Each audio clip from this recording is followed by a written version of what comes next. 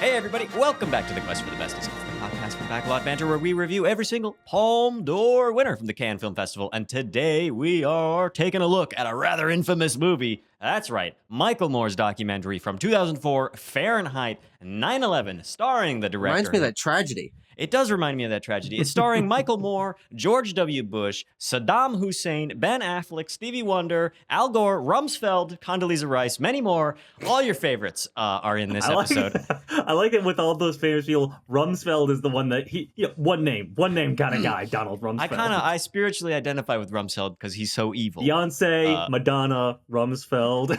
Britney Spears is in this. Britney, yeah. This is a rather fiery movie, and I'm very interested to hear what you guys have to think about it. Boy, oh boy, I'll just say, recontextualized quite a little bit in the last couple months, and in a bad way, I'll also add. But we're going to save that because we're going to talk about it at length and at depth coming right up. After I remind you of what we talked about last time, Man of Iron, Andrzej Wajda film, 1981, Poland. It got a 7.5, which put it at spot number 33 on the list.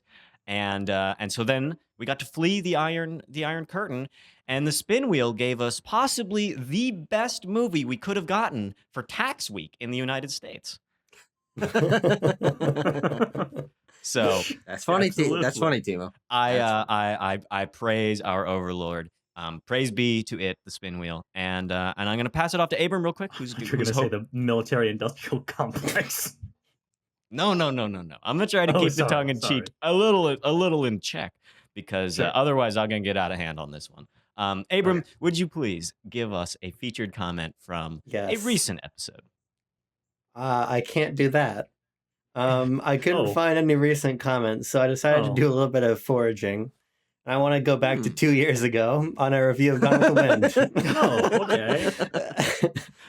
Okay. Did you choose Gone with the Wind? Like you're like, ooh, that's gonna have some good stuff. No, I just started scrolling on the old channel, comments newest to oldest.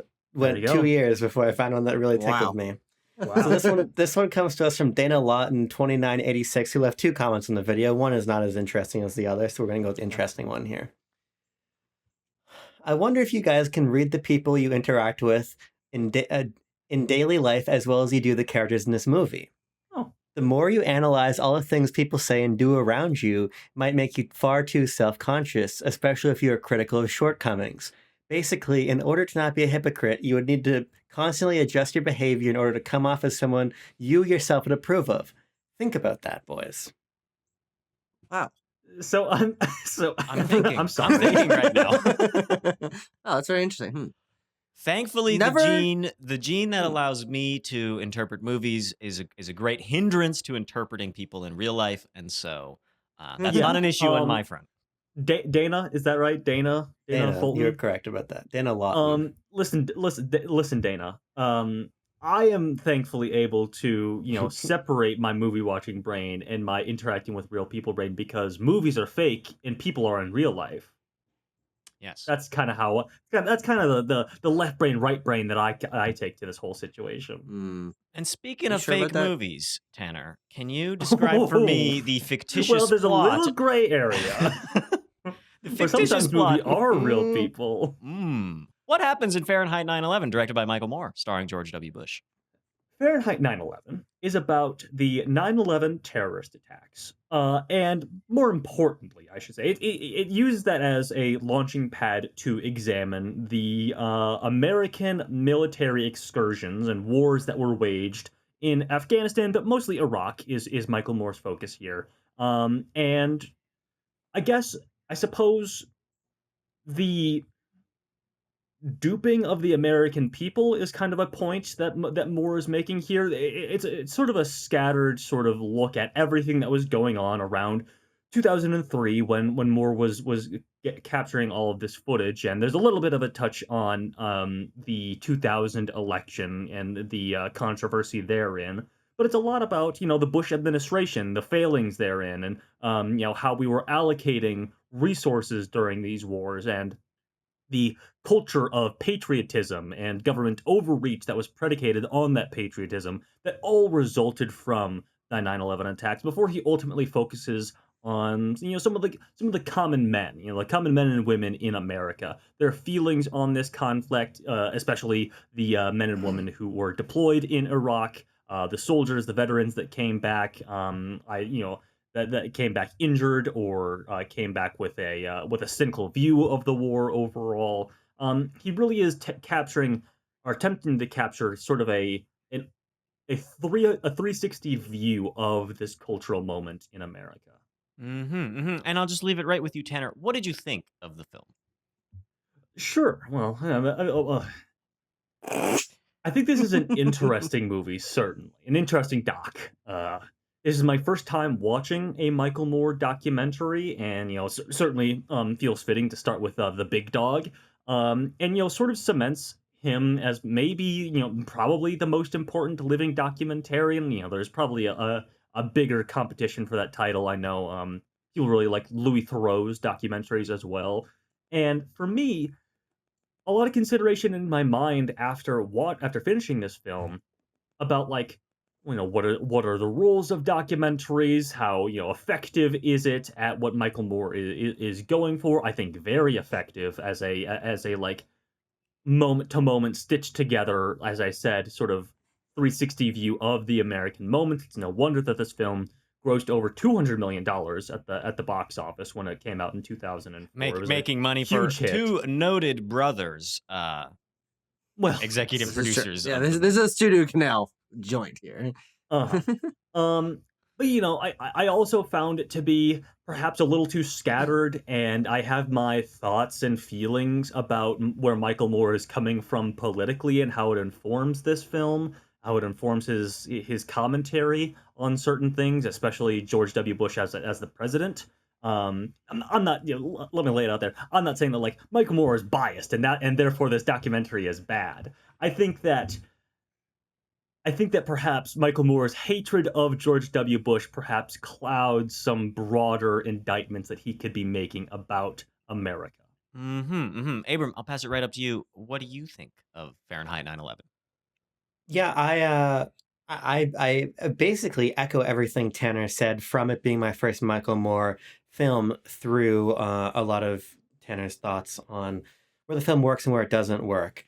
I feel like for me, where it's most effective is in sort of this escalation. This movie is so funny, but I think it very smartly knows to cease being funny at a certain point. And it actually becomes very harrowing and very sad. And I think that the film is at its most effective in these moments when it is, as Tanner is saying, casting a wider lens and becoming interested in this way that impoverished, particularly minority communities, are sort of forced out to Iraq to fight these absurd wars and die for a country that's not taking care of them. I think that is very effective. I think this is like, I don't know, about as woke as you could be in 2004, but I think that it's I think that if you're watching it now, I think that there's a lot more structural or institutional things that Michael Moore could have been attacking that he doesn't really. And I also think that sort of the middle of the film sags a little bit under Michael Moore's interest in really needling the mechanics of a lot of the backdoor dealings and kickbacks that a lot of people in the American government are getting from the oil trade, getting from the arms trade, getting from all this stuff. And the result is something that feels a little bit harebrained to me. Not that it isn't true, but that it's going, we got this person at this company and this company and that company and this unredacted document, and that unredacted document. And I think it kind of gets in the way of making the larger point, even though it does to some effective degree, that the function of all of this is to line the pockets of a lot of people in the U.S. government. And so I don't know. I think that the film could be more focused, and I think it could be a little bit more incisive. But I think it's very funny. I think it's very cuttingly edited, and I'm not going to really turn up my nose at a pointed attack like this on the American military industrial complex or George Bush. I mean, I'm wearing Hasanabi merch right now. So what did you think I was going to think of Fahrenheit 9/11? Tucker, you and I both have seen a Michael Moore doc before, correct?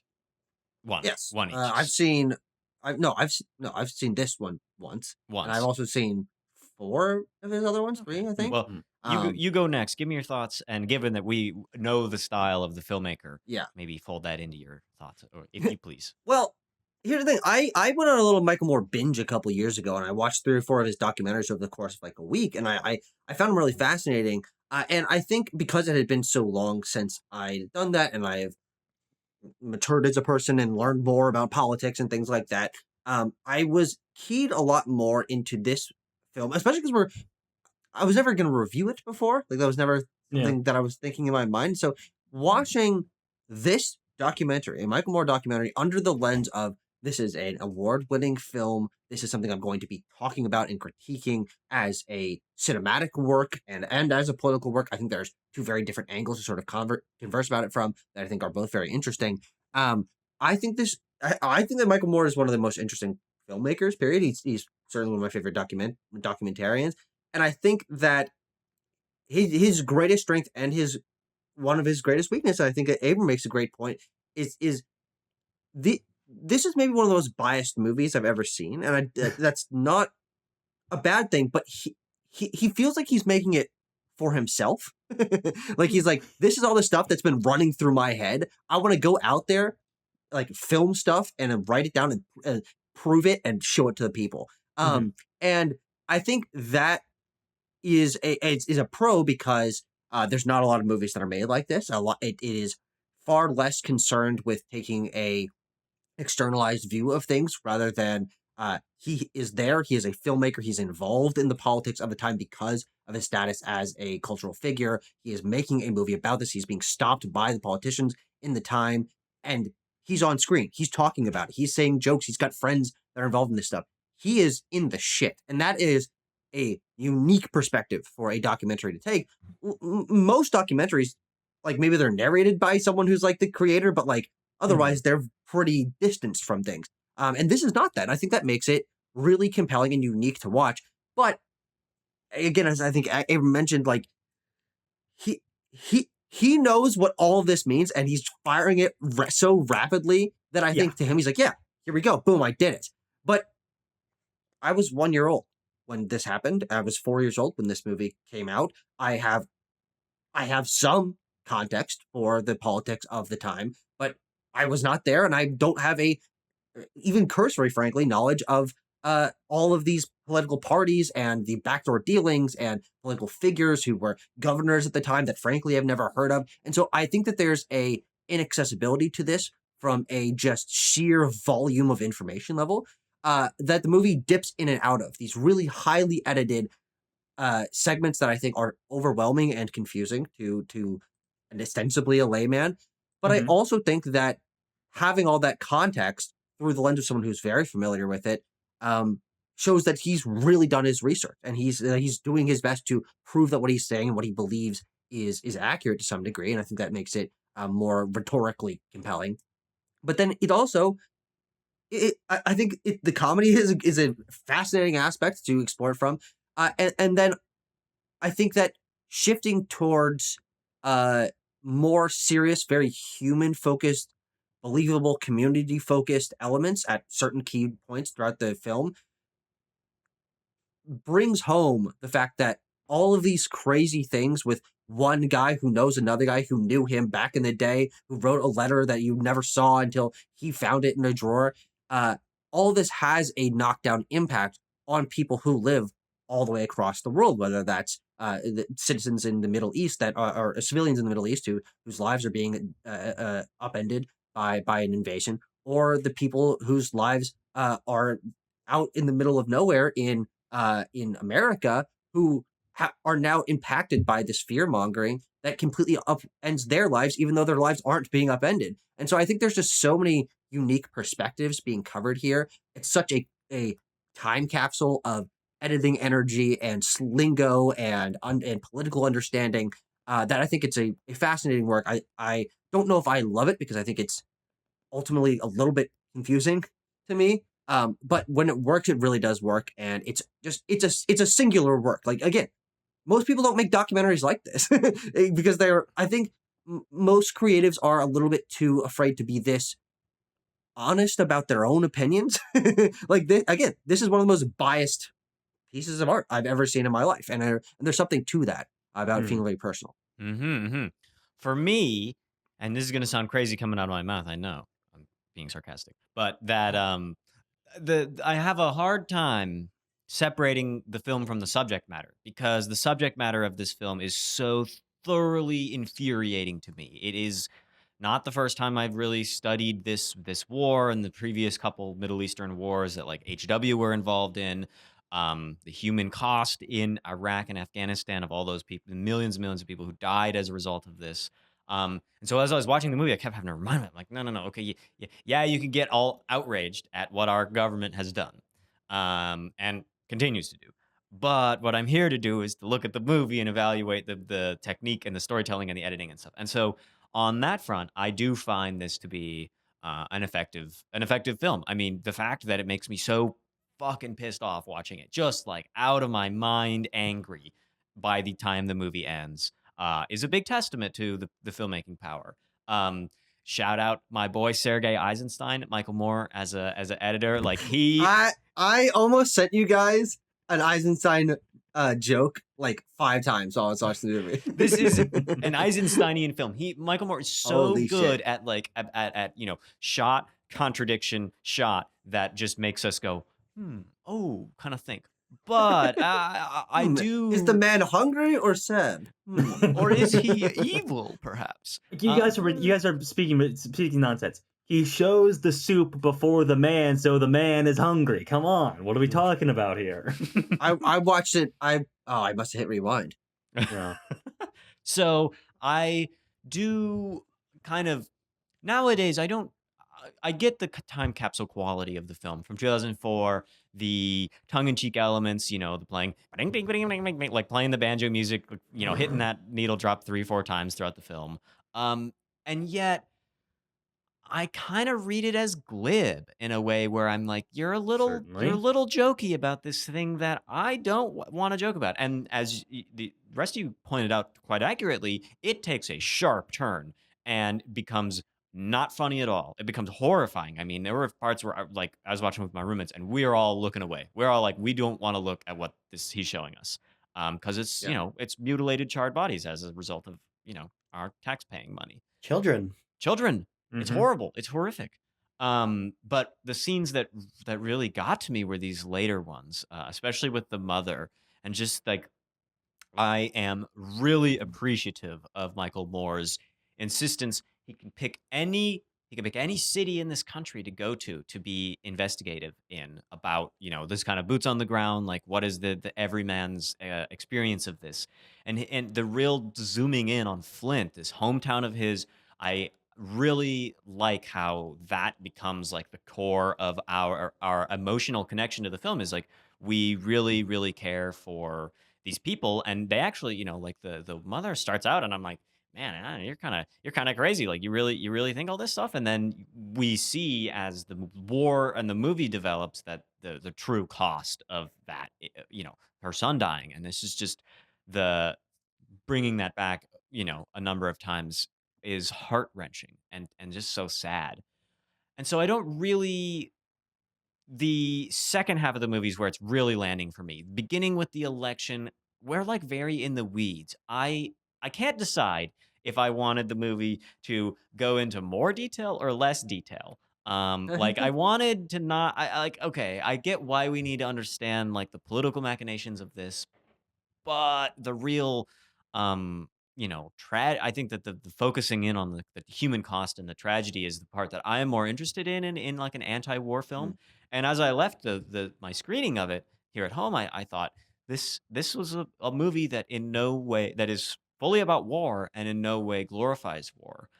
Which is something that I'm always paying attention. We talk about 1917 or All Quiet on the Western Front, the new one, or even older films that like, they make it look kind of badass. And this movie doesn't do that at all. And so, Mhm. um, yeah, I think there's tons of interesting stuff to talk about, and it just pissed me off. It just made me Mhm. so freaking angry at the end, and really to tie it in that we joked at the end when we rolled this last time, like, oh, the pointless wars in the Middle East, but they go on today, and I just say it once, my kind of thesis of it, like Bush in this movie, and more, he has to spend all this time like uncovering the backroom deals and going through all the, the corruption and the cover-ups and this fabricated evidence. And he doesn't even talk about the WMD, something I studied in journalism school about how that country really failed on that Well, kind of reporting. he sort of He again, sprinkles it. he sarcastically cuts together Like a a funny montage. little montage of Colin Knowing, Powell and Condoleezza Rice yeah. and Rumsfeld saying like the WMD and George Bush himself, the WMDs are there, they're there, we know they're there, they've got to be there, and then cut to a year and a half, 2 years later, and they're like, we're looking for them. They've got, we know they're there. They might not be there, but they're probably there. Like Yeah. he chops all this stuff together to ultimately underline his perspective on the Bush admin, which is that they are unbelievably stupid and incompetent. Like Yeah. that is kind of Michael Moore's main And here's take. to pull that to the present day. It just makes me very sad, because the current president and his current regime aren't even Mhm. attempting to do stuff. They're not even attempting to cover it up in this way. They're just out and out saying it, and out and out, and so you don't need to get super into Mhm. that, but like it's just saddening. It's just saddening that this horrible Yeah. thing happened, So and then and this movie, in a very artistic, creative, and well done way, displays it and displays the tragedy of it all, and then here we are, and we have learned nothing.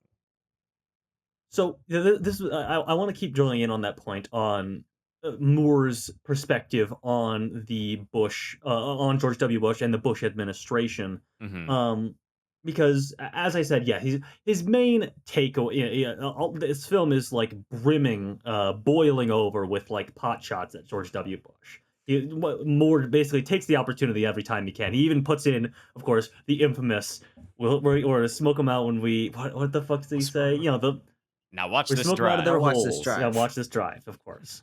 He even employs that, after this opening segment that again I think really points to the ill will and like the grudge that he harbors and many liberals harbored against George W. Bush from like 2000 to 2004 or whatever.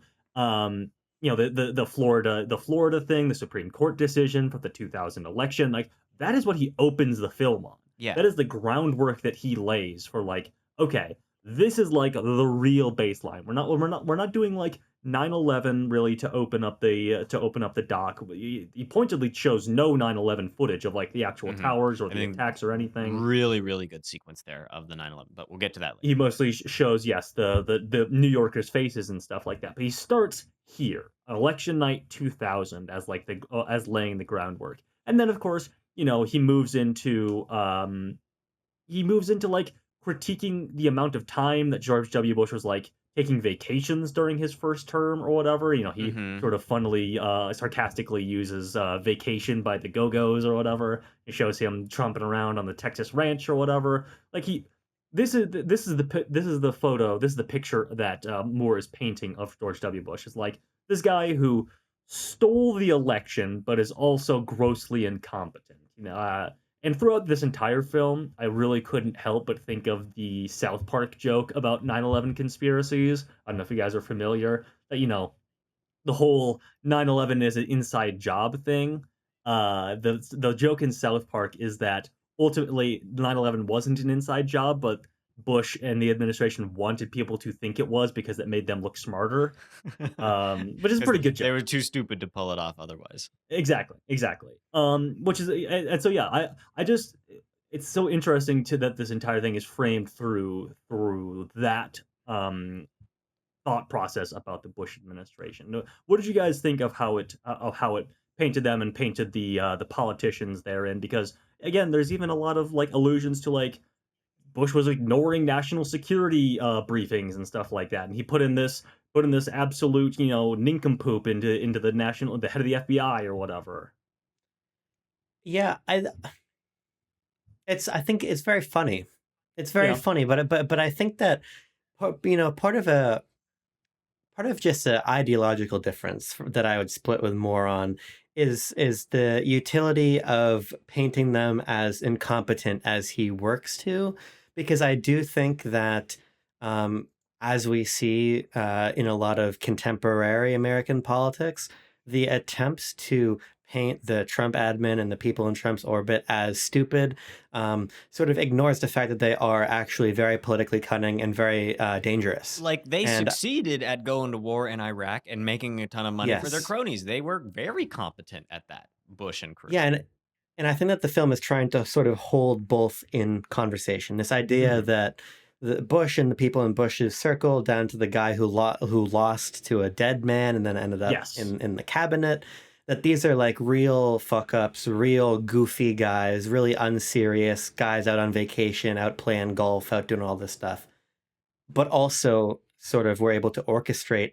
this, multi-billion-dollar personal scheme and also this multi-trillion-dollar international scheme for oil and for defense contracts and for sort of propagating the American hierarchy and hegemony in the world. So, like, Mm. I think that it's not entirely effective at until the later portion of the film. I don't think it's entirely effective to that point of making it so obvious that these guys are like really, really actually calculated malicious. And I know that that's not necessarily the ethos that this film is adopting, and it's not necessarily the position from which Michael Moore is speaking. But you guys are talking about the way that Michael Moore is clearly entering this with a vendetta, which obviously all documentary work has a point of view and it all has a narrative. But this has a very overt vendetta against Bush. And there's the moment that Moore includes where Bush tells him to get a real job. And there's a part of me that's playing that throughout the entire film thinking, well, to what extent is that actually animating all of this? Yeah, Not like, to say that is Michael Moore Moore just proving to himself / Bush that this real job of his is, important and meaningful? Mhm.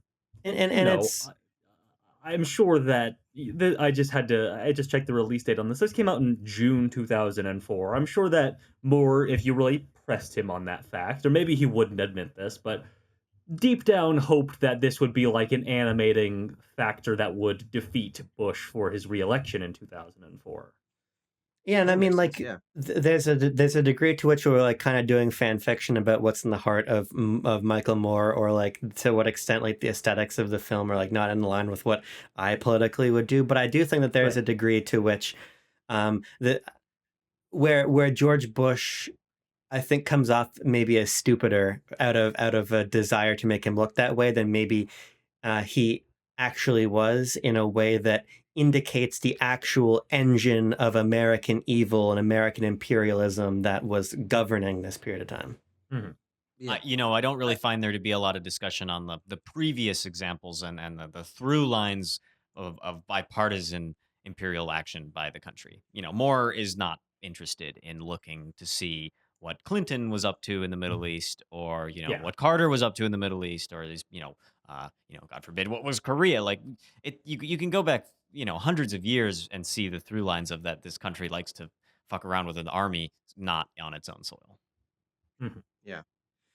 To the idea of the villain in this movie being painted more as doofy than calculating, I think why this movie feels different for me than other documentaries is this understanding, and I think part of the reason why this is one of the highest grossing documentaries of all time is Mhm. understanding that presenting very serious subject matter politically with massive political ramifications and making it digestible to an average audience by presenting it as something that can have a punchline To that people who has will some buy a ticket and watch it in the theater, this is 2004. yeah. They're not watching Yes. it on Yeah. Netflix. Mhm. They would shoot you in the head for even suggesting. But I think that that's why I find this film artistically distinct. Is it does feel like it has almost this uh, especially for the time, approachability, where it's like this is a watchable and Accessibility, too. entertainingly written and entertainingly scored and even despite the subject matter not dour, it is educational through the lens of someone who's like, I'm in it with the shit, you guys. Like, Don't you understand this? Like kind of like nudging us to be like, all right, here's what here's what the truth was, but doink. But I think that that's not a criticism in my mind, because I also think that something that we've won around the horn and all said is that I Moore knows what he's doing, presenting things in this kind of sillier banjo playing, like a almost Looney Tunes ass way, to where when the rug is pulled and he's like, full stop, this is what the damage that kind of incompetence causes. I think that makes it more effective, because you have it playing in the back of your head as an American citizen who knows the way that 9/11 impacted the country, that there was serious impact on human life and serious impact on American culture and all these things.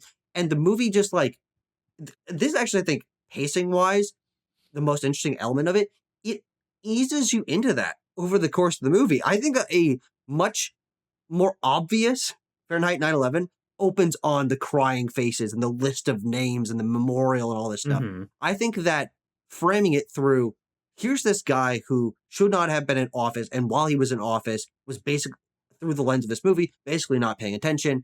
And here's why that's actually important, because people like you and I, and our lives were completely changed by someone who was making these half-hearted decisions. And I think that's a lot smarter to make it more palatable, because this movie does not feel like a like a history channel, Yeah, or right? like a Like lecture. when you think of exactly, when you think of documentary, I think that there's an association of presenting dry historical facts as fact and having swelling music in the background, a lot of like, Yeah, you slow like pans Ken over Burns black and white stuff. Ken photos. Yeah. Burns.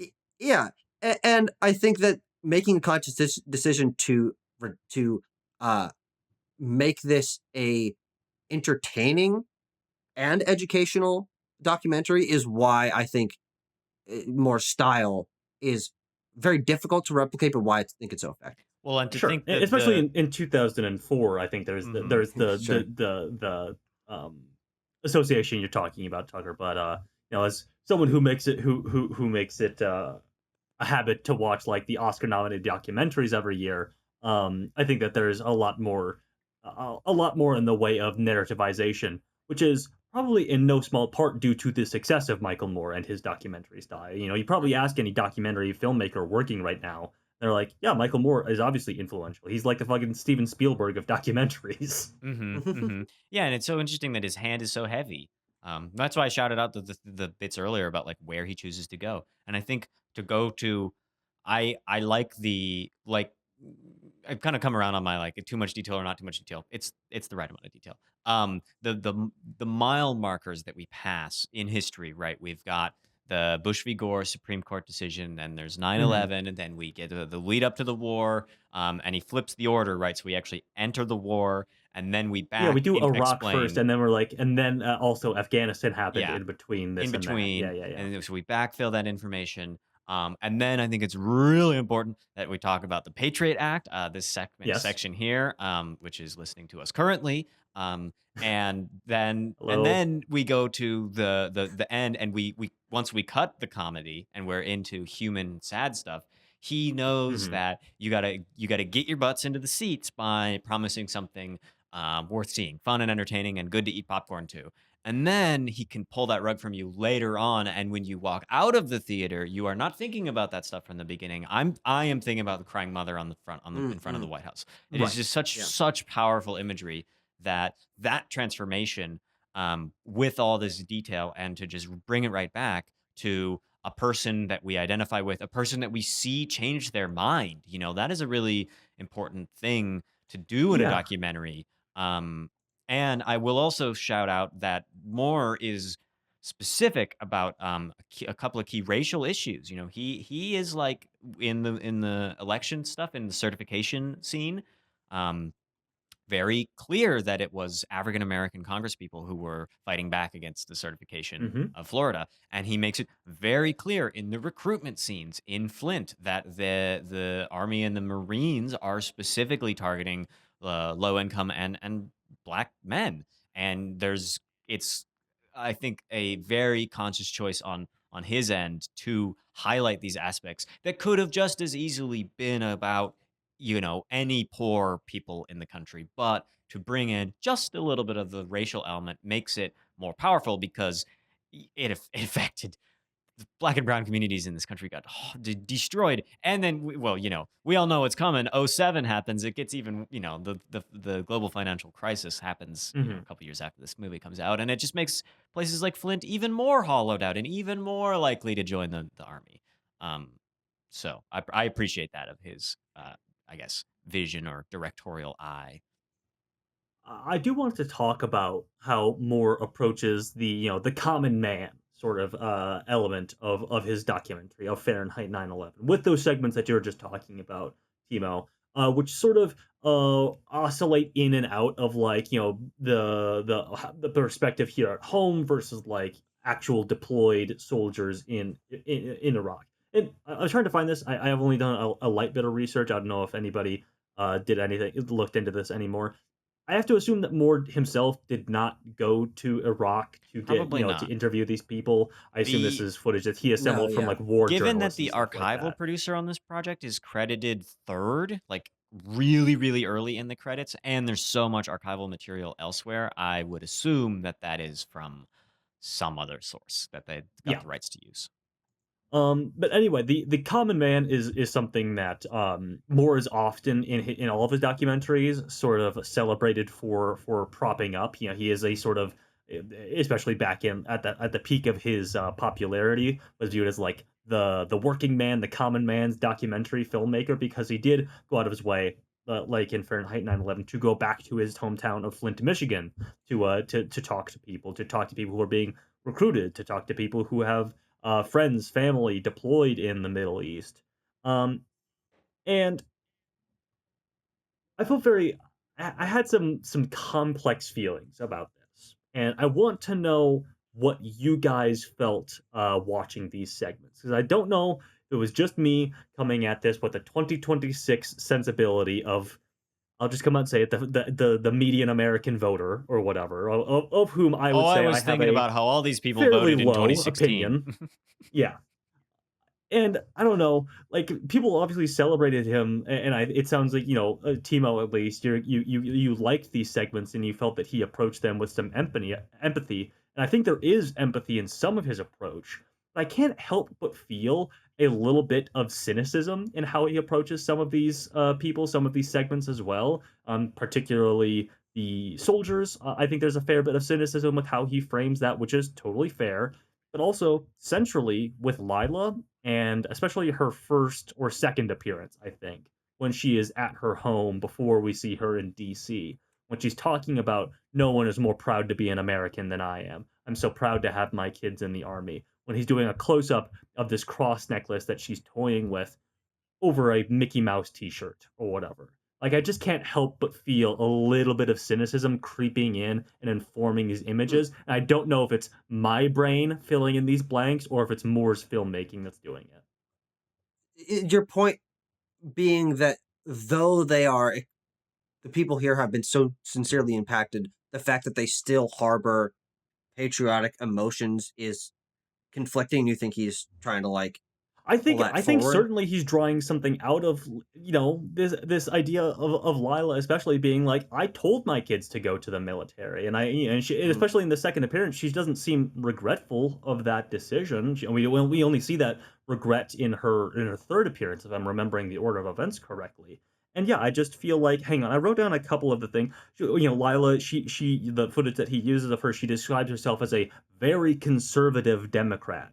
She has the multicultural cross is something that she points out because Mhm. all the people of the world are represented with Jesus's love or whatever. And then again, like this Mickey Mouse t-shirt, when she's talking about her patriotism, how she feels that she and her family are the backbone of America and stuff like that. All of this stuff that Moore decides to frame her with before he comes back around with the emotional punch at the end. I don't know. I just felt some of these felt some of these conflicting feelings taking over my perspective of this footage. Actually, I've got a question that I feel like is upstream from yours because I get what you're getting at, but Yeah. because there's a moment in that same scene when Moore is on camera speaking to Lila, and he's speaking about how America is a great country. And Mm-hmm. what's not clear to me, in part because I don't know a ton about Michael Moore, is whether that is him being an interviewer who is creating a space for Lila to feel open to give Yeah, her if he's not like, thoughts. I hate America and I'm going to argue with you about it. Well, right. Is he doing that, or is a documentary coming in part from a place that there is a sort of American ideal that the Bush administration is failing? Because one of the big notes that the film ends on is that there is this like beauty in the idea that these young men and women are putting themselves on the line to defend the American ideal, in that we are sending them into harm's way at a time that isn't strictly necessary. So, what is this film trying to uphold or trying to get at? Is it that there is a fundamental flaw with the construction of this American culture and American military and American political world? Or is it that it typically works fine, but the Bush admin put all of these people in a position they shouldn't have been in, and otherwise things are okay? I think that's an important thing to unpick or to come to a thesis on to understand the way that he's using these people. Mm-hmm. I only really know how to answer that question through my own thoughts on the answer. Like how I believe, I do believe this is a beautiful country. I do believe that there is incredible values at its core. But I strongly believe that time and time again, it has picked to do the wrong thing over and over again. And only in very few circumstances, especially in war fighting, has it gone and done a just cause, action to be all beating around the but like most of the time it's not. And so, mm, you know, perhaps that is me being a little bit I don't let me get my ego too big here, but being a little bit more politically advanced than more in my understanding of like the history of the country, um and the nuance of patriotism. I mean, I think that there is I think it's completely fine, and it is the place of a documentary to have straight up contradictions that don't are almost unresolvable. Um and you know my only for Lila, my big thought going away, and this is very cynical of me, but I was like, you should not have let your kids join the military. Mm-hmm. But Morb Yeah. does so much work to prove how there's no other choice. And so I'm like, you know, I think Yeah. it's an inherent contradiction, and it's a uniquely American contradiction too, to fight against the values that the country, that the country is founded upon versus the values that the country acts upon seem to be different. Um Mm-hmm. and I think Moore also does a lot to show the differing levels of understanding of people. I just remember when Lila is in front of the White House in this very final moments of the movie, Yeah. and she's confronted by this woman who is like trying to accuse her of lying and of having no patriotism and Lila's like, it was my child, it was my, and so this like kind of um you know who does there's probably only one thing that Moore hates more than W. Bush, and that's Fox News. And he puts His them on very first blast. documentary, Roger and Me, you know? He puts them on blast all the time, and that kind of the propagandized and brainwashed, for lack of a better term, like element of the American people shows up again and again and again, and people who think they know. And as Lila says, she's like, I think I knew, but I was wrong. I didn't know. And maybe that's kind of the thing that Moore wants us to pick apart. But Moore himself is not picking apart, uh, you know, earlier 1900s colonial history of this country, Sure. because it's rich and storied and very long. Yeah. I think that the reason why I don't necessarily view those as cynically, though Tanner, I do agree with you. I felt a touch of that in that two shot with them in the kitchen, Hmm. of him being like, "Yeah, America's a great country, is it? Isn't it?" Is I don't think that he views that family story as anything less than personal and tragic. Is that I Hmm. don't think that he views their loss as cynical, or and I think because it feels like he spends so much time with them, that their family's such a big focus. Her tragedy and emotions with it are such a big focus. Um, and the fact that he is from Flint, Michigan, is returning to this, and Yeah. I presume would want to represent the impact in a meaningful light. I don't see much value, and the reason why I don't think I would assume he doesn't view it as cynically. I don't see much value to him presenting that cynically when his goal is ultimately empathy with the average American family whose life was deeply impacted by the choices of someone who will never know them.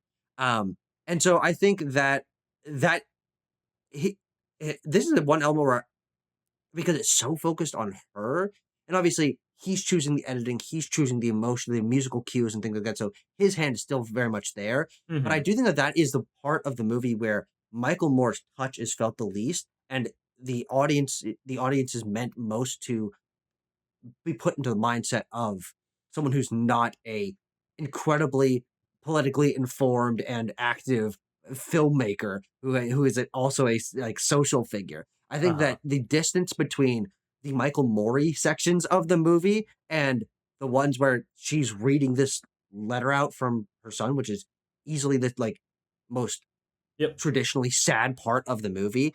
Um, I would I would struggle to feel cynicism there because it is presented in such a raw way, and also like he didn't script her saying any of this. This is True. just her beliefs. Again, Yeah. he gets to choose the edits. The touch is He still felt, chooses the but lines that he gets to pick out and use next to each other in yeah, the documentary, and the footage that he is choosing to overlap them with, which is again just where I felt that stuff. But I totally agree, and yes, this is why I feel that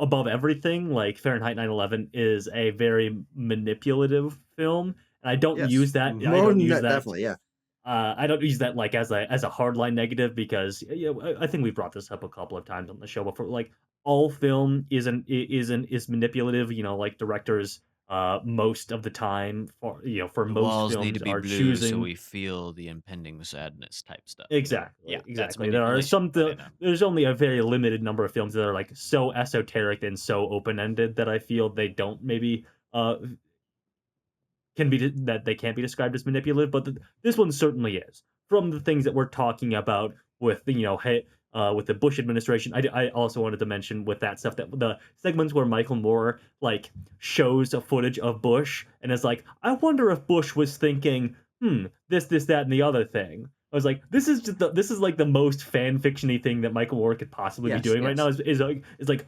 putting words into George Bush's I guess head slash mouth or whatever. Like this is probably what Bush is thinking. He's thinking, I'm a big fat stupid idiot. Derpa derpa derpa derp. Is probably what George Bush is thinking. Yeah, Uh I think it's funny about that element of the movie. I think that's almost. I think he does believe that. Like, I think that's Michael Moore's sense of humor, and I think yeah. that that's what he's like thinking, and his way of getting out his frustration. But I think there's also again to that sort of like populist watchable entertainment thing Oh yeah. is like This I'm is sure like a lot of people were thinking these things, and oh, that's like some sort of like these were wish the jokes fulfillment that where Bush were like was you're sitting in fucking a hated. theater, People hated the you're Bush, and sitting in so a they theater and wanted you're to see watching stuff this on the like big mhm. this. screen. Yeah, Yeah. this is the Colbert Report. This is the Daily Show with Jon Stewart back Rapport. in the day. That's how that you're supposed to say That's it. how it's Oh, is that true? house I didn't know style. Yeah, that. because that's how his name is spelled. It's the Oh, Colbert yeah, I know that Report. part. Yeah. Okay, all right. But yeah, this is like your late night political talking head stuff of the era too. Is like Mike Moore is directly in line with the jokes that those guys were making about the Bush admin as well. Tanner, you raised something a little while ago that that's really stuck with me in Okay. watching. You were talking about the soldiers Yes, that he these guys. uses. Again, my cynicism might have been left over from that segment, kind of preceding this visit with Lila. And yeah, I think it's a segment worth talking about. Go ahead, Abram. I don't think that there's a soldier in this film that is interviewed who is over our age for sure. These are all people that I would say if I had to put an age on them, 18 to 20-year-old guys. Right, 17 to prime 19 is drafty. where I Yeah. would put. Yeah. Yeah, really young. And so this is where I think, Tanner, I see where you're wondering about the worldview of this movie. Because Mhm. they're saying a lot of real vile stuff. Yes. And it's funny. When I was was catching bits of this Marines documentary that my sister was watching when I was home last on Netflix, and the way that these young guys, significantly younger than us, Hmm. and we're young, the way that they talk about um, killing, and the way they talk about the thrill of the battle, and the way they talk about being in these military actions, really sick stuff. It Yeah. is. And I think that Michael Moore is very careful to pick a lot of moments that exemplify that. Whether it is listening to the heavy metal as they are blowing apart people in Iraq, whether that is them talking about how they thought it was just going to be mowing down people looking down a scope, but how they actually had to go and do this urban warfare. There's a lot that points towards a moral rot in the hearts of these and minds of these infantrymen and these Marines that is Hmm. instilled in them by something. And I think that the film is not very good at attacking that something. And I Yeah. think that something is not the Bush administration, and I don't think it is propagandized Yeah. videos It's on it's TV right. about recruitment. And so while he's very good at making this economic link from economic material conditions to putting you overseas, I think he's less good at and less interested in wondering what is the ideological core of this war fighting effort. When you put to the side the Bush admin's interest in this money to be gained by oil and defense contracting, when you put to the side the economic um, conditions that sent a lot of young people to war. What about these things that they are saying about being in Iraq and what they want to do and what they have to do? Mm-hmm. I think that there is something very malicious at the core of that these clips point to, but we don't get further than that. And I think that casts a weird shadow over a lot of the movie. I just think about the clip. It's one of the final soldiers that we see speak, and he's a bald white guy. And he, I mean, he looks, as your old timers would say, shell shocked. I mean, he's got his face. He can't be much younger than we are. He's right around our age, probably younger. But there's like a really weathered, like really um like deep kind of sadness and disturbedness in his eyes that Hmm. then I think what he says is he's like, I hate this country. and Are you and he's talking? Are you talking about the guy who talks about how he's now going to start voting Democrat, or are you talking about a different guy? it might be that guy. Does that because does he come back? Like He there's Yeah. comes a That footage back. that's of one of the him. guys that's back. He's Well, there's sitting in footage of this. him in Iraq, and then footage of him in like a VA hospital or something like Yeah, that. it's like a support group or something that they're all in. And yeah, he's just sort of like he's just got the stare at the ground where he says he's now going to get really involved with the Democratic Party. At which point, yeah, Yep. Ding, to ding, which ding, I say Abram. to again, which I say, what is Michael Moore's perspective on that? Like, is he presenting? He doesn't really provide any commentary like he does on a lot of other topics in this film. He just kind of lets that one hang. And so I come at this with 2026 brain. I was like, they're gonna give you the same shit in a different costume, pal. Where or is Michael Moore saying like, look at this guy.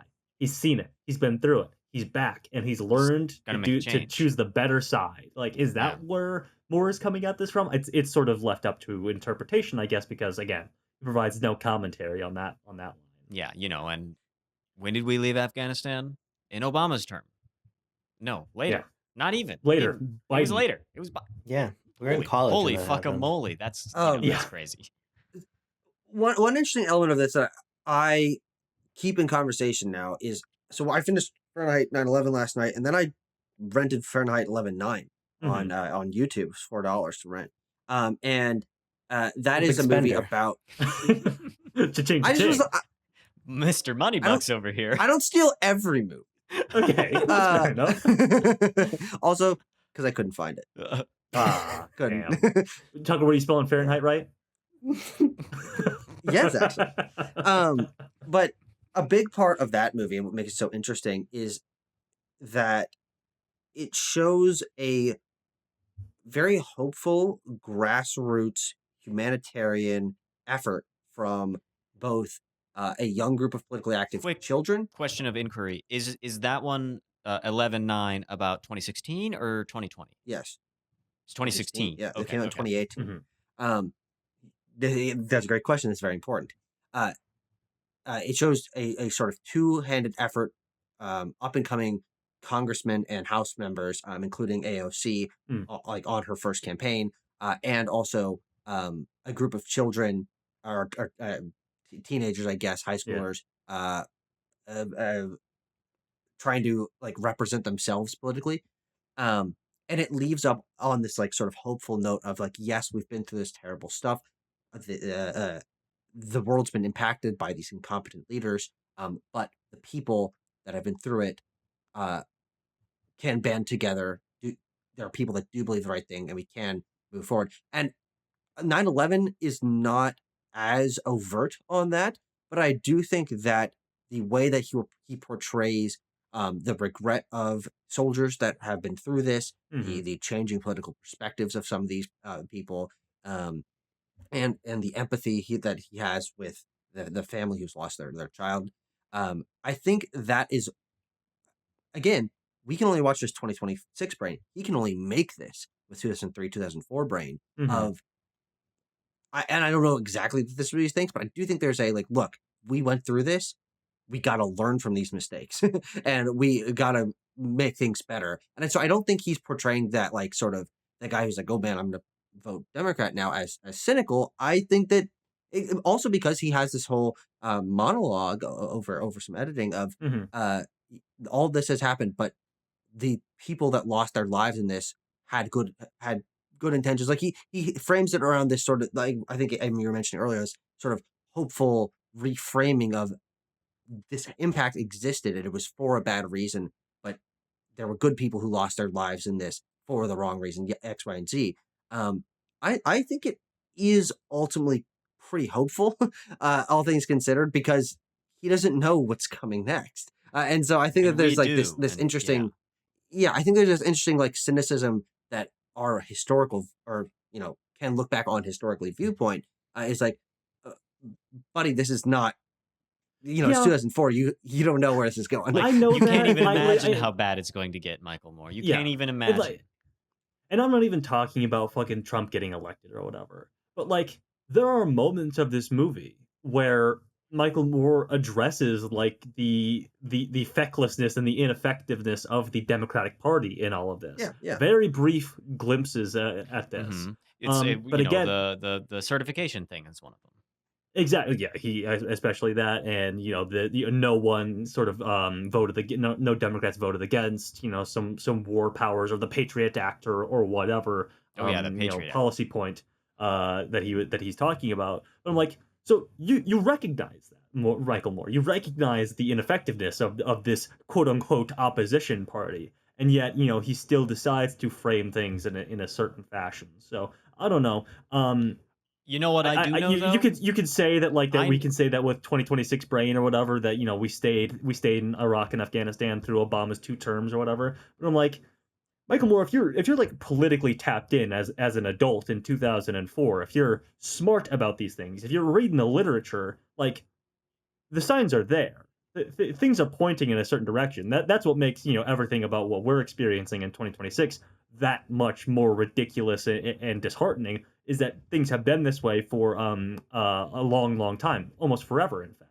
It feels like forever. I I was would say gonna just forever, yeah. note that the noted brothers who funded this movie, Harvey and Bob Hmm. Weinstein, were humongous Democratic Party donors. Well, They sure, that's a gave fair point. lots of money to the Dems all throughout the early 2000s before they got Me Too'd. And it's like during the time that they were engaging in some of their most heinous acts, they were funding Democrats. And so Hmm. who knows how much.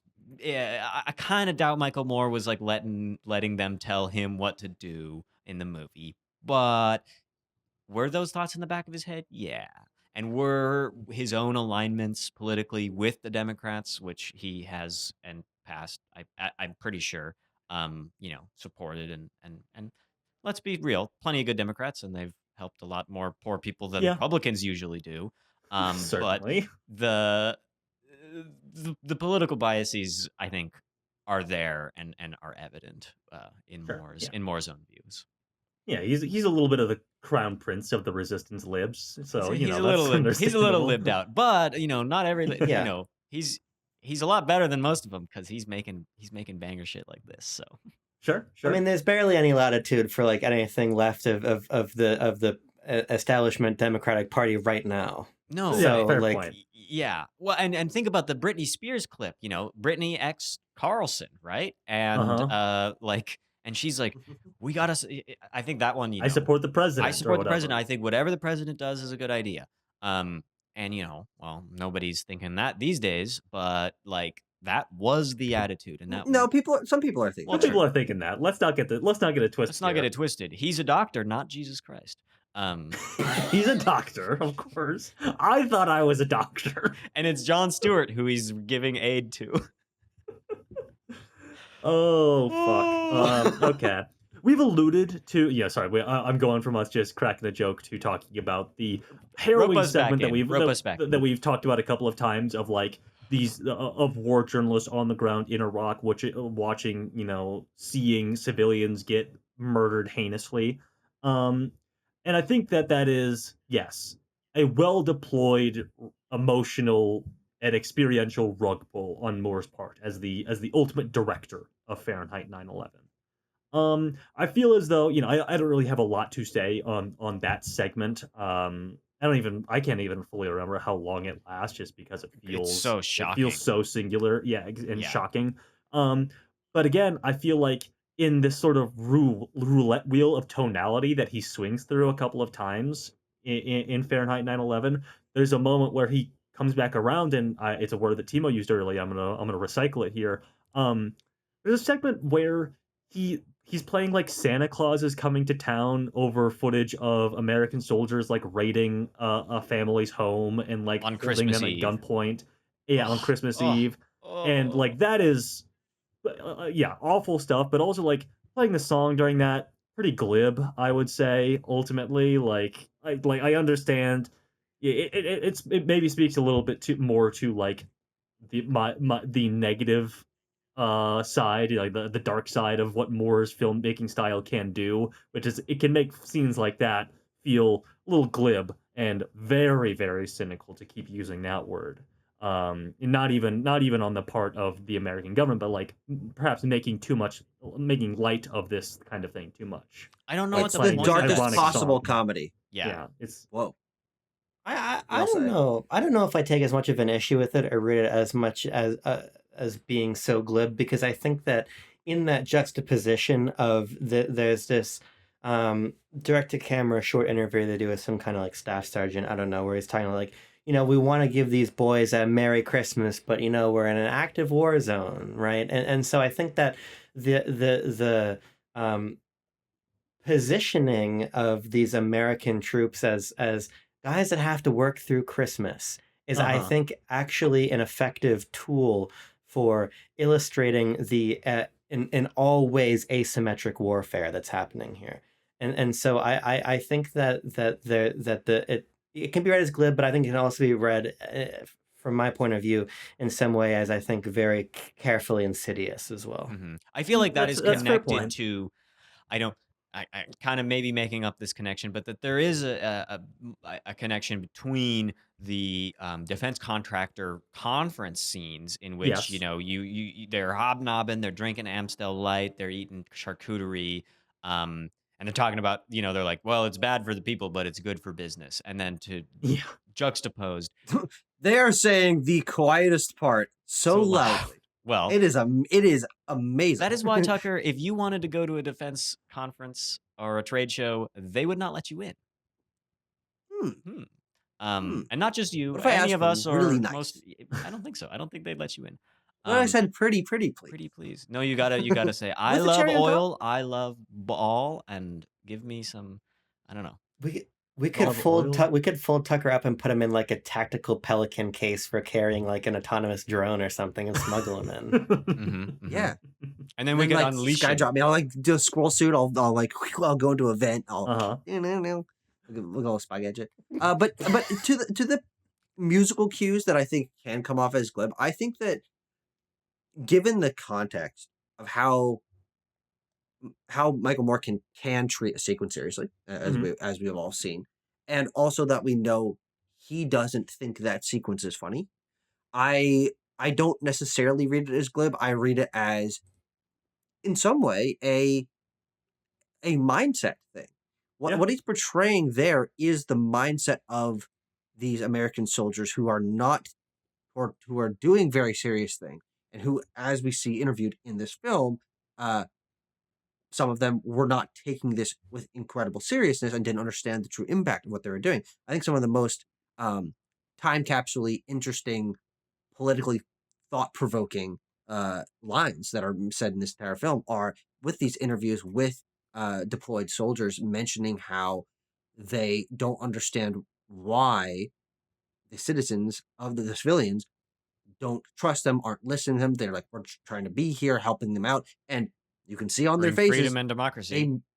they Mhm. yeah, they mean what they're saying. They believe that this is the right thing to do. They have been propagandized, and uh, they're more than likely incredibly unfamiliar with the political um, context of the country in which they're Couldn't even invaded. tell a All these Shia things, like, from a Shiite. yeah, but I think that these moments of needle drops over heinous footage, I it's how the soldiers were thinking, because they weren't taking this seriously. It was Christmas Day for them. Like, they were there. They're, all right, let's try to get out of there. Like, I think that is, yeah. I have a hard time taking that as glib, because I think that Moore knows that it's very serious. And it's just trying to like, it's trying to invoke that emotion in you by Yeah, having I that understand. Yeah, juxtaposition. I understand that there's a juxtaposition happening. You know, yeah, I totally understand that perspective or whatever. Nice And I and think that steady and Moore real. even does do some effective work to like Mhm. frame this interview footage or whatever as like these guys are fucking cruel and evil, and they're doing cruel and evil acts to these people. Mm-hmm. And yeah, I mean that. I think there is just again there is such a roulette wheel kind of approach to the various topics being approached here and the Like, various what are we tones gonna that are do this being they are scene? being approached with. I mean, truly, I just wanted to bring this up as like an outlier thing. Do we need the fucking like Oregon State Trooper segment or whatever? I know it's not long, but I was just watching this like, what is the what's the I don't point know of what the this point of sequence? this. Yeah, that the government spends all this money The government to. again, it's a weird thing that I think is also permeates this entire film a little bit of like Well, Michael people Moore loved is cops back in against all. '04, so Well, yes, Michael Moore is against all of this defense spending and all the contracts that are being sent out. Then he's like, "Well, look here, no money is being spent on on the this state border, police and on on the the state police." I was like, "Is that the point that you want to be making, Michael Moore, or are you just being a like, contrarian about things?" well, he Well, I don't definitely know. has I that don't think bone he's in his making that. body. I don't necessarily know that he's. What I take away from that is like, oh man, more money should be spent up here. It's this is the reality for this person's life, who has been trained, and with the position that they serve in that community, to be much more on edge than they should be, uh given that Well, yeah, this is they're in this all the like way on the other fear side. mongering section of the film. Correct. Yes, and, Mhm. and we're Uh, shot in the middle of Indiana or whatever, where like some small town, and they're all like, "Oh man, anyone could Well, be yeah, an enemy." that stuff Like, is very much like Michael Moore is clearly approaching it with a. It's ridiculous that these people think they're going to be targeted by a fucking Al Qaeda attack or whatever. But I'm talking about like the Oregon State thing, yeah, where no, I like know. he seriously seems to be considering that like, showing these guys concerns that like, or I think he's narrating this that there's one patrolman for this like entire Yeah, however many yeah. hundreds of miles or whatever, and he's injecting that into the story and he's choosing to highlight this to the point where I'm like, a, I don't really get the point of this, and b, again, is this the point that we want to be making, Michael Moore, or do you want to be, should we be doing a little bit more photos of documents on screen and they're blacked out or whatever. Yeah, yeah. Or should we I just think scrap it and go to a soup kitchen to prove the same point? That we're spending Mhm. our money unwisely. Exactly. yeah, he's certainly interested in this portion in this idea of money being spent to sort of for the war on terror, for the perception of safety, or for the projection of strength, where either some of that stuff, it doesn't make any sense, i.e. his interest in matches and lighters being lit on airplanes, or the fact that the actual interior of the country is being left undefended, i.e. the Oregon State Troopers. And I guess I just don't really care. It's like, okay, there's 8 people on patrol for the state of Oregon. I guess that's probably bad, but like, what are they up? Yeah, like, what does that have to do with the much in Oregon? What does it have to do with the price of oil in Iraq or whatever? Is kind of where I come down on it. It's like, and ultimately, like, Michael Moore, just make the documentary 10 minutes shorter. You're not losing anything. It's like, already 2 hours. That's on the upper limit of how long a documentary should be.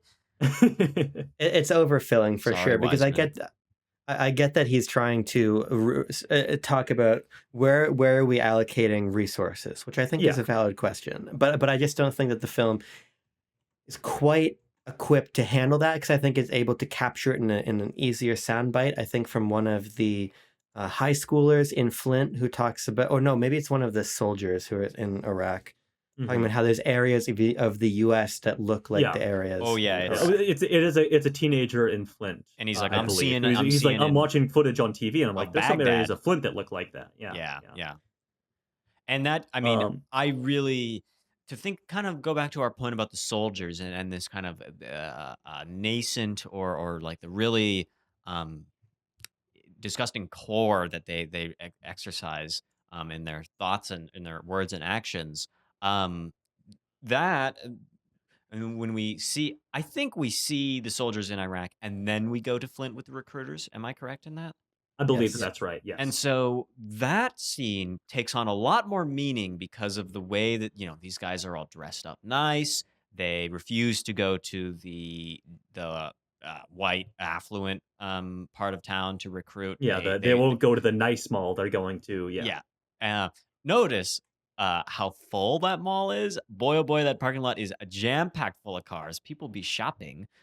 Malls are not like that anymore. But the ways that these guys these 2 recruiters talk to all the young black men and try to get him to join, and they're like, my kind of answer to like, why were these soldiers, so cruel? And for me, the answer is they were trained this way, that the military trains them to be like that, and you get that way by killing people a bunch. Being in the army is really bad for your mental health. Who'd have thunk? And so these recruiters, it's just so much more tragic to see them pulling every single string they know, and they're good at it too. That they can just they're so fucking predatory. And again, I think this is a great segment of the doc, because Michael Moore doesn't really have to say anything on this matter. He just lets those guys talk to the camera about these strategies that they employ. Yeah. And you're just like, you guys are fucking evil, dude. Like the ninth grader that they go up to? Oh my god. Yeah. He's like, you're a 9th grade, you're way too big to be a 9th grader. Here's my card. Give me a call. Yeah.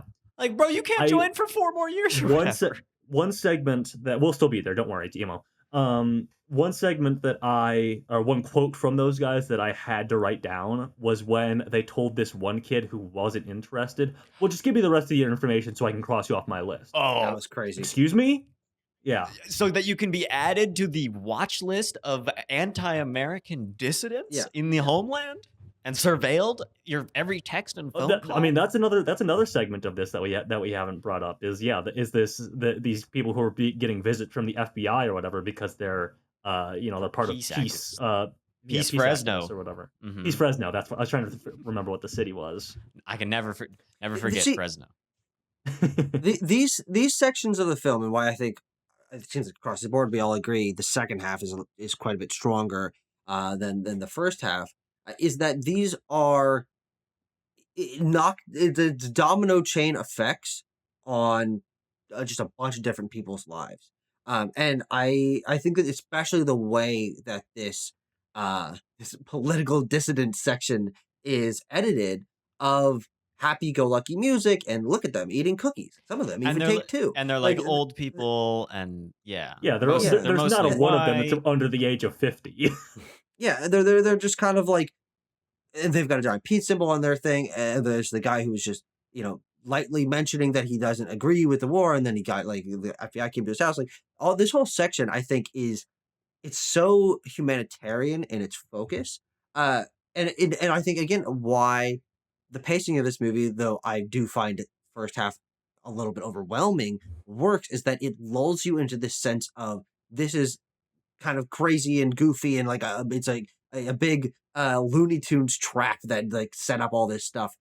But actually, like now a guy can't just go say what he wants at the gym without being like harassed by the By the by feds. the cops, the FBI or whatever.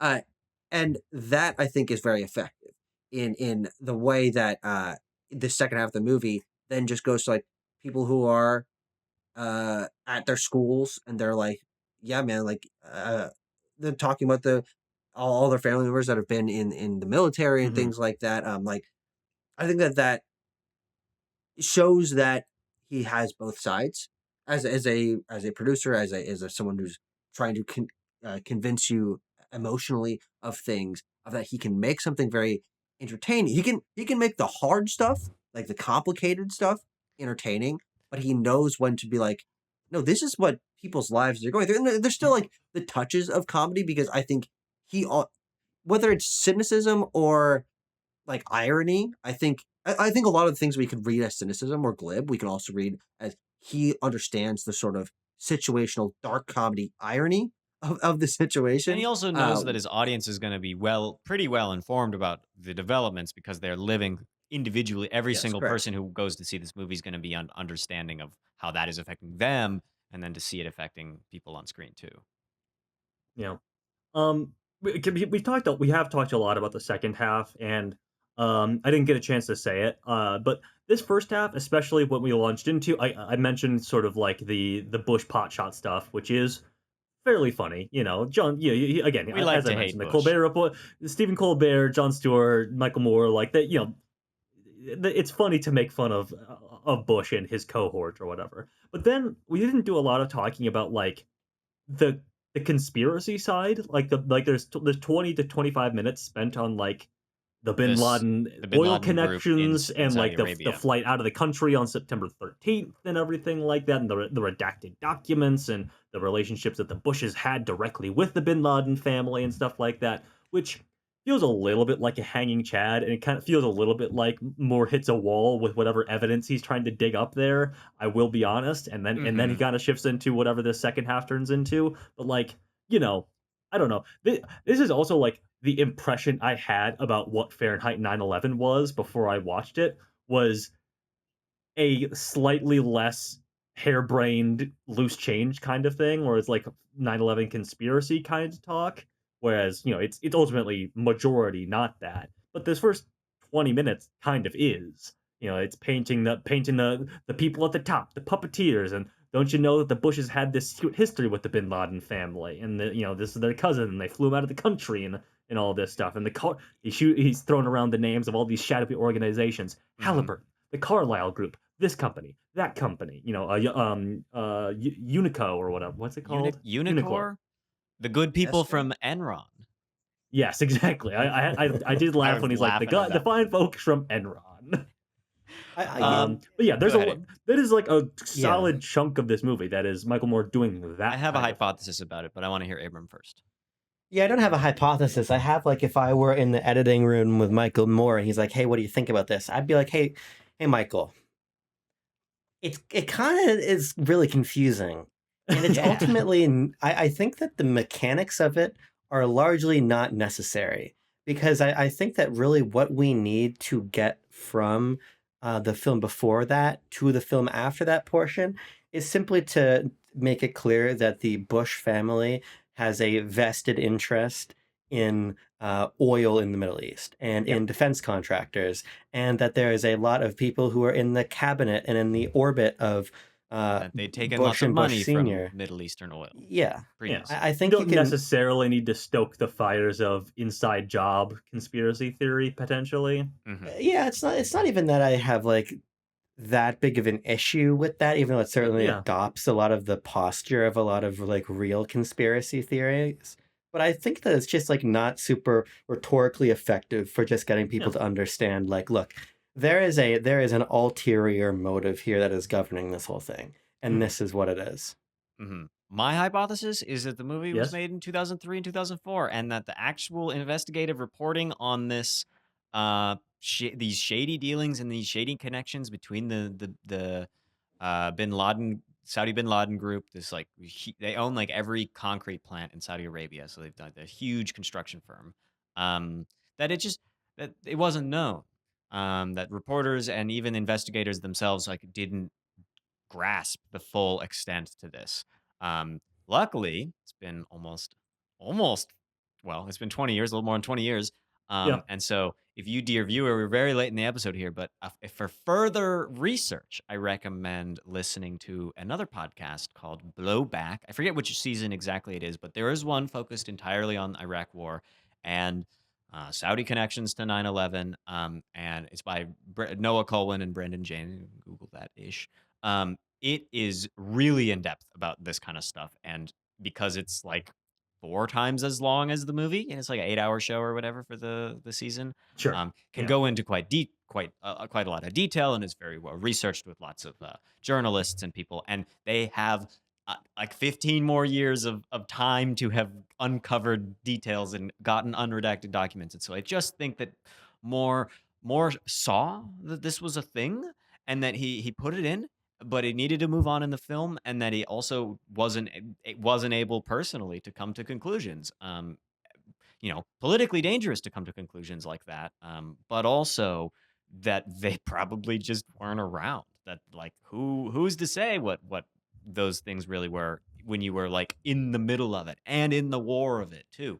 It would have been a little suicidal, I think, for Moore to be really coming out that gung ho against. I mean, Jamal Khashoggi met a horrific end for exposing stuff like this by Yeah. the hands of the Saudis. So, I mean, if we're in the business of shouting out podcasts, I'll also do basically the podcast that taught me about like the Iraq invasion and everything like that when I was like 17 years old or whatever. And if it's a little bit more in line with like the Michael Moore line of examining this stuff because Blowback is not funny at all. It's ironic, but it is not try to be funny. It's two stand-up comedians have this podcast called The Dollop, where I believe they did an episode just on the Iraq War, and they also did one that touches on a lot of this stuff about Larry Fink, who is the CEO and founder of BlackRock.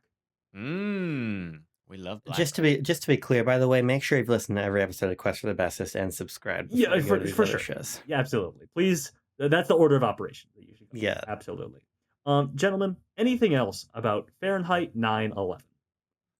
I'm pretty much out of jet fuel here. Yeah. Whoa, hang on a second. Okay, you muted. Saddam is evil, and we got to take him out. Yep. Yep. He was yapping away. I'm sure it was what's, like, something the very score? funny and witty. Yeah. You want me to do yes, details? Yeah. Palm details, yes, because there is So, a noted this is a- jury member. There's a noted jury president this year in the year 2004, where Fahrenheit 9/11 was the sole winner of the Palme d'Or. The jury president this year was American director Quentin Tarantino. Are you guys familiar with this guy? Never heard of him. Okay. But no, Quentin Tarantino is the jury president this year, returning to the festival as president 10 years after his Palme d'Or win for Pulp Fiction. Other jury members include French actress Emmanuelle Bear, U.S. director, friend of the show, Jerry Schatzberg. Anyone remember what he directed? Palme d'Or winning film we have discussed that he directed. The Vagabond? No, Jerry Schatzberg. Inga? No. He's the director of Scarecrow, the Gene Hackman, that was good. Al Pacino film. We also have American actress Kathleen Turner was on the jury, and Tilda Swinton was on the jury this year as well. Of the 18 other films in competition, and I do want to frame it this way because there's sort of an infamous quote that reportedly, unconfirmed reports, but reportedly Tarantino, upon handing the Palme d'Or award to Michael Moore in 2004, said, "I just want you to know, we did not give you this award for political reasons. You made the best film that we watched this year." Okay, Quentin. Okay. Sure. Like it's Sure. Cannes, so you're like not in the United States. Thumbs Like up you, now. yeah, like okay. Not political. That we This decided to get famously this. Just apolitical saying, film you know, we festival don't need too. to. Yeah, we don't need to. The whole thing, as we've discovered, you know, doing 60 plus of these videos or whatever. Yeah, the political point that it's making is actually pretty important to the film that you award. Anyway, so I just want you guys to know, keep that in mind that for unpolitical reasons, Tarantino and the rest of the jury gave Fahrenheit 9/11 the award over these 18 inferior films, according to them, or these select from those 18. Wong Kar-wai's 2046, Mamoru Oshii's Ghost in the Shell 2, just put that in there because it's interesting. The Coen brothers, The Lady Killers, Walter Salles' The Motorcycle Diaries, Tropical Malady by Apichatpong Weerasethakul, Old Boy by Park Chan-wook, and, of course, I had to shout it out, a crazy film that was in competition in 2004, in contention for the Palme d'Or, Shrek 2. I thought it was gonna be a Star Wars Return of the No, Attack of the final one. Clones? No. No, Revenge of the Sith was at the Cannes Film Festival the previous year, right? 2003, Abram? No, Or no, was no, it- no, no. Revenge of the Attack of Sith the two- Clones was at Return of the. I'm Revenge. really tired. Revenge Revenge of of the the Sith was a Uh-huh. 2005 movie because it got released last year for the 20th Thank you. 2005. anniversary. Would have been Attack Revenge of the of the Clones, Sith- but that was 2002, so that couldn't Exactly. have been Revenge of the Sith 2004. was at the Cannes Film Festival the following year, but like all these blockbusters, most of these things are like out of competition. They're just like a press, you know, like bolstering Early the. screening. Why the didn't talk Dial around of the Destiny film. win? Exactly. Like that is what Hollywood does with their blockbusters. But Shrek 2 was in competition. The jury members, headed up by Quentin Tarantino, had to watch Shrek 2 and compare it to Fahrenheit 9/11 and Old Boy and Tropical Malady and fucking 2046. Funny. Anyway, Well, let's punch a number in. Tanner, I think we're just waiting on you. I I really had to. got it. I was There you going go. back and forth. I mean, I really studied the list. I hadn't thought one moment before we opened up the spreadsheet about what I was going to give this one, but I figured it out, and it looks like Tanner has too. So, 3, 2, 1. We'll find out what it is. Okay, we've got a number. It is 7.7. And it ranks us from most to least woke. and to rank from least woke would be Tanner with a 6.5, then Abram 7.3, guys. me with an 8.2, and Tucker with an 8.7. 7.7. I just remain unconvinced. I don't think it happened. What? The Iraq War? yeah. I'm an Iraq War trooper. So we got. I don't believe that George Bush was real. Yeah, that's what it is. Yes. We got a big tie here. Big tie. Yeah, we got here, a big so one to we litigate. have at least we got 3 movies with a 7.7 other than Fahrenheit 9/11, but here we have it, spot 32 to begin with, versus our first one at the bottom of the 7.7s, The Best Intentions.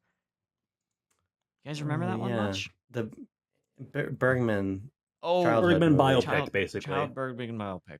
I'm going Fahrenheit 9/11 over. Yeah. I'm going up. I'll Yeah, agree. me too. Okay, there you go. What's next? La Enfant. L'enfant. Oh, L'Enfant. I'm gonna go Fahrenheit below. L'Enfant is very, very good. Yeah, I agree with Tanner. The Child Above. Child below. I want to Hello? see the child. I'll make it easy. I'll exceed and put L'Enfant above Fahrenheit 9/11. There you go. That's not really what my score says according to the 2 of the movies, but I do remember that the L'Enfant film having quite a lot of heart movie. and soul to it. And Exactly. You got to go with the Cannes favorites, the Dardenne brothers. You The gotta Dardenne go brothers. with them. and I don't really want to litigate Fahrenheit 9/11 versus Anor at the other 7.7. Well, So- that's fair enough. There you have it. Spot number 31 on the list out of 68 movies. Zowie. Wow. There we go. Oh, We knocked a big one off the list, gentlemen. We did. That was a big And one. I think I would Yeah. say, not to pat our own backs at the end of the video. In the video, very good discussion. I would say. Yes. Yes. Good Let's work. go on a high note. Let's just end Quest right here. Boom. Fuck it. There you go. Nah. No, let's roll it. Nah. Let's roll it. You know what comes next. You know what's happening now. It's wheel time. Tanner, would you please sing us a lullaby? 1945. We got a couple left. It's certainly possible. Timo, Wheel Wheel, what's your deal? Give us a movie that makes us squeal. Is it on digital or is it on real? Wheel Wheel, what's your deal? Oh, ooh, number 1 would have been 45, and 25 is not 45. As all math knowers know, 25 is not 45. So fucking true. What movie is that? We're gonna be rewinding just a few years to 1997 to talk about What, Tanner? That's ancient history. Oh, I'm sorry. We're going to be going over to Japan for this one to talk about a film from a director whom we have already covered on this Palme d'Or show. Let's see here. This is a film that stars Akira Emoto, Misa Shimizu, and notably, hello, ring-a-ding-ding, Koji Yakusho is in this, baby. This is from 1997, Shohei Imamura's The Eel. The Eel? The Eel. I've never heard of this movie. But of course, yeah, I'm gonna quiz you guys again. Is it on the channel? Unfortunately, no. Doesn't seem that way. It has Shohei Imamura, I'm gonna quiz you guys. What movie of his did we already talk about? Ballad of Narayama? Question mark? Ballad of Narayama, of course. So I'll give you the plot description. That was my deductive reason. Ballad of Narayama. Oh my god, Rolling Stone said it's an erotic spellbinder. Whoa, hello. A businessman kills his adulterous wife, Jesus, and is sent to prison. After his release, he opens a barber shop and meets new people, talking to almost no one except for an eel he befriended while in prison. Okay. Oh yeah, all right. Oh yeah. This sounds like some Cannes Festival excellence. Koji right Yakusho here. fucking talking to an eel? That's hell yeah, baby. At a certain point, there must have been like a culture seed shift where they went from everything's about fucking war to like let's do like weirdo shit. Yeah. And when we're finished with the show, we might be able to pinpoint what decade that takes place in. Mm-hmm. Sure. But okay, very good. All right. The Eel, by the way, just under 2 hours, 117 minute running time on this one. Let's also be hugely clear about something. Koji Yakusho, Cure. Go watch Cure. Good movie. Also, it's a great movie. Same year, 1997. Great movie. Mm-hmm. Yoshi Kurosawa. Mm-hmm. True. No, we're talking Imamura next time. True. Imamura. Alrighty, well, The Eel is up next on deck. Thank you guys for this lovely discussion, Fahrenheit 9/11. I cannot wait. Tomorrow, I'm going to pay my taxes. I'm actually going to do it too. This hasn't, made me think better of it, but I think the feds will be pretty mad at me if I don't. So we're gonna give them some funding. They For probably more come knocking Patriot your door missiles. like that. I'm like that guy in the movie. Yeah. God bless America. You know what I say. We'll be here back next week. We always say that at the end. Let's put our hands over our hearts and say the Pledge of Allegiance, like we do at the end of every Quest episode. Wheel, what's your deal? Leave a comment down below if you like the episode, or just have general thoughts, or just think us young whippersnappers are too woke for you. We want to hear We'll it. read it out on the next episode if you do. Yeah. That's all from me. Keep tuned to Backlot Banner for more movie stuff, and stay cool, keep warm. This next part's important. Peace.